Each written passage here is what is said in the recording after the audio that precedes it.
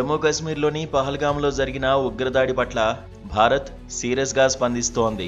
ఇప్పటికే పాకిస్తాన్ను ఇరకాటంలో పెట్టే ప్రయత్నాలన్నీ చేసింది. మరోవైపు జమ్మూ కాశ్మీర్తో పాటు దేశవ్యాప్తంగా భద్రతా చర్యలను కట్టుదిట్టం చేశారు. ఆర్మీ హై అలర్ట్లో ఉంది. కాగా కశ్మీర్లో మరిన్ని ఉగ్రదాడులు జరిగే అవకాశం ఉందని ఇంటెలిజెన్స్ వర్గాలు హెచ్చరించాయి. ఈ నేపథ్యంలో భద్రతా బలగాలు అలర్ట్ అయ్యాయి.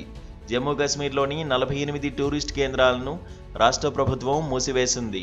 పహల్గామ్ దాడి తర్వాత కశ్మీర్ లోయలో స్లీపర్ సెల్స్ యాక్టివ్ అయినట్లు నిఘా వర్గాలు చెబుతున్నాయి. స్లీపర్ సెల్స్ పాకిస్తాన్కు అనుకూలంగా పనిచేస్తారు. ఉగ్రవాద సంస్థలకు చెందిన వారు వీరిని నడిపిస్తారు.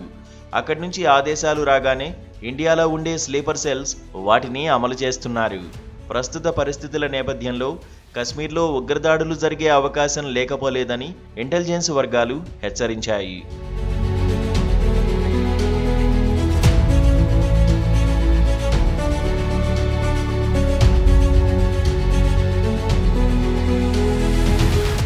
పర్యాటకులను పాశవికంగా హతమార్చిన ఘటనపై చర్చించేందుకు జమ్మూ కాశ్మీర్ శాసనసభ సోమవారం ప్రత్యేకంగా సమావేశమైంది. పహల్గామ్ ఉగ్రదాడి ఘటనపై జమ్మూ కాశ్మీర్ ముఖ్యమంత్రి ఒమర్ అబ్దుల్లా ఆవేదన వ్యక్తం చేశారు.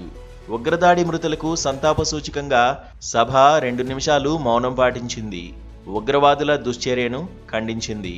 పాశవిక దాడిపై తీవ్ర దిగ్భ్రాంతిని, ఆవేదనను వ్యక్తం చేస్తూ ఏకగ్రీవంగా ఓ తీర్మానాన్ని ఆమోదించింది. బైసరన్లో ఇంత పెద్ద స్థాయిలో దాడి చేయడం మాత్రం 21 ఏళ్లలో ఇదే తొలిసారి అని సీఎం ఒమర్ అబ్దుల్లా అన్నారు. మృతి చెందిన వారి కుటుంబ సభ్యులకు ఎలా క్షమాపణలు చెప్పాలో తెలియడం లేదని, రాష్ట్రానికి వచ్చిన పర్యాటకులను సురక్షితంగా తిరిగి పంపాల్సిన బాధ్యత అందరిపై ఉందని అన్నారు. ఆ పని చేయలేకపోయినందుకు బాధగా ఉందన్నారు. పహల్గామ్ ఘటన తర్వాత ఏ ముఖం పెట్టుకుని రాష్ట్ర హోదాను డిమాండ్ చేయాలని, తనకు రాజకీయాలు అంత చౌకబారువి కాదని ఒమర్ అబ్దుల్లా అన్నారు. ఉగ్రవాదాన్ని అంతం చేయాలని, దీనికి ప్రజల మద్దతు అవసరం అవుతుందని జమ్మూ కాశ్మీర్ సీఎం ఒమర్ అబ్దుల్లా అన్నారు.